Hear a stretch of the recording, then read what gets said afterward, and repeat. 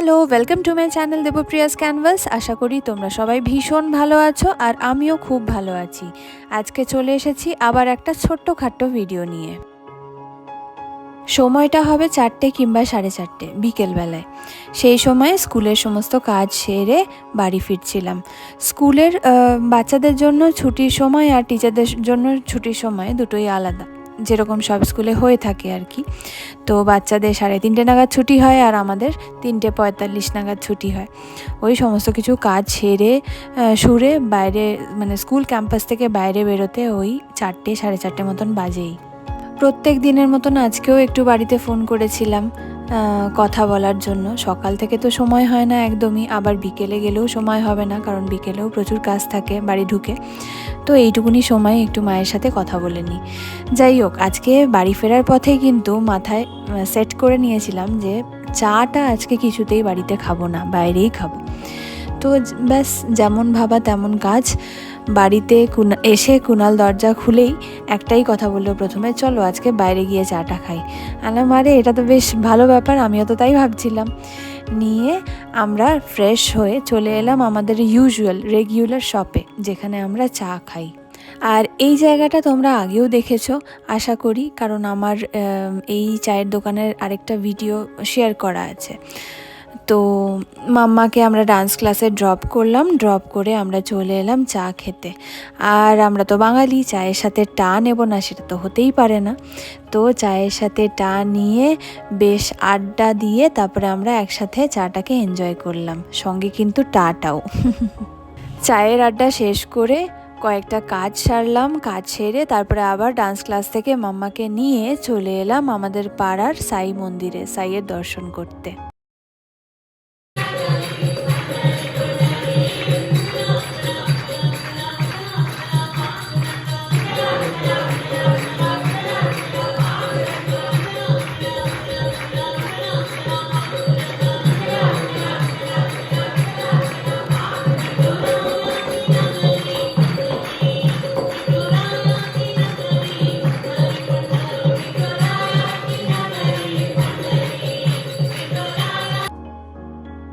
এখানে এলেই কিন্তু মনটা ভীষণ ভালো হয়ে যায়।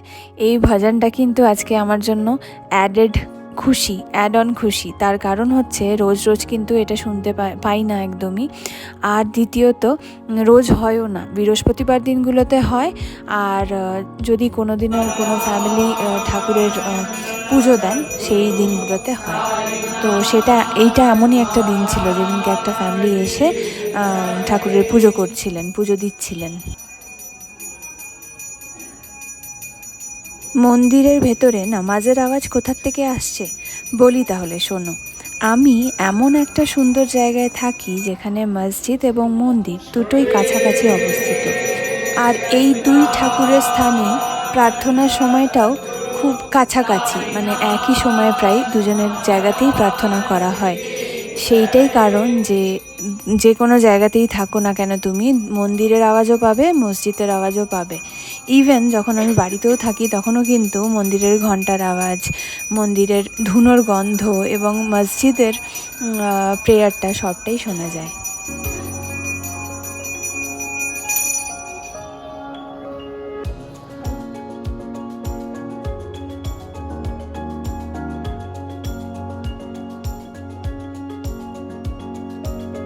আমার এখানে এলেই মনে পড়ে সেই ব্যাঙ্গালোরে আসার প্রথম দিনের কথা।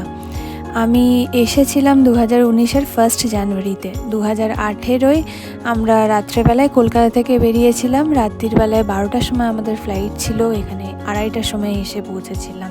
ব্যাঙ্গালোর কিন্তু আমাকে দিয়েছে অনেক কিছু, একদমই ফিরিয়ে দেয়নি খালি হাতে। কী দিয়েছে তাহলে একটু বলি। অবশ্যই দিয়েছে আমাকে মা হওয়ার প্রাপ্তি, আমি তাতে পূর্ণতা পেয়েছি। আর তার সঙ্গে দিয়েছে আমাকে পরিচয়, যেটা এখনকার দিনে সবার মেয়ে ছেলে নির্বিশেষে সবারই কিন্তু খুব দরকার। তো সেই জিনিসটা দিয়েছে আমাকে। এই সব কিছুর জন্য আমি সারা জীবন ব্যাঙ্গালোরের কাছে কৃতজ্ঞ থাকব। 2019-এ এখানে আসার পরেই আমি জানতে পারি যে আমি প্রেগনেন্ট, আই এম এক্সপেক্টিং। তো তারপরে 2019-এর অগস্টে আবার মাম্মা হয়। তারপরে আমার শুরু হয় ক্যারিয়ারের ওপরে ফোকাস করা। তো আমি এখান থেকে আমার বিএড ইন্টিগ্রেটেড কোর্স 4 বছর 2020 থেকে 2024 পুরোটা কমপ্লিট করে তারপরে আমি এখন চাকরি করছি। আর মানে কমপ্লিশনের প্রায় কাছাকাছি, মানে পরীক্ষার আগেই কিন্তু আমি চাকরিতে ঢুকে যাই। তো যে দিনগুলো মানে শেষ পরীক্ষার আগে, তো লাস্ট আমাদের 8 সেমিস্টার ছিল, যখন আমাদের পরীক্ষাগুলো হচ্ছিল তখন মাঝখানে ছুটি নিচ্ছিলাম। তো এত কিছু পেয়েছি, ঠাকুরের আশীর্বাদ না থাকলে কিন্তু এত কিছু হতো না। এখানে ঠাকুর দর্শন করতে এসে দেখি ছোট্ট মতন একটা টিয়া পাখি বসে আছে, কি সুন্দর লাগছে। যাই হোক, ঠাকুর দর্শন করে তারপরে আমরা এখানে হাতে করে প্রসাদ নিয়ে রওনা দিলাম বাড়ির পথে। আর এখানে জানো তো, চটি পরে থাকলে প্রসাদ দেয় না, তো মন্দিরে চটি খুলে ঢুকতে হয়, সেই সঙ্গেই একদম দর্শন সেরে প্রসাদ নিয়ে তারপরে একেবারে চটি পরতে হয়। এনিওয়ে, ভিডিওটা ভালো লাগলে তোমরা অবশ্যই লাইক করে দিও, শেয়ার করে দিও, আর কমেন্ট করে জানিও যে তোমাদের কেমন লাগছে ভিডিওগুলো। আর অবশ্যই কিন্তু সাবস্ক্রাইব করে যেও। চলো তাহলে, টাটা, আজকের মতন এখানেই বিদায় নিচ্ছি। Good night.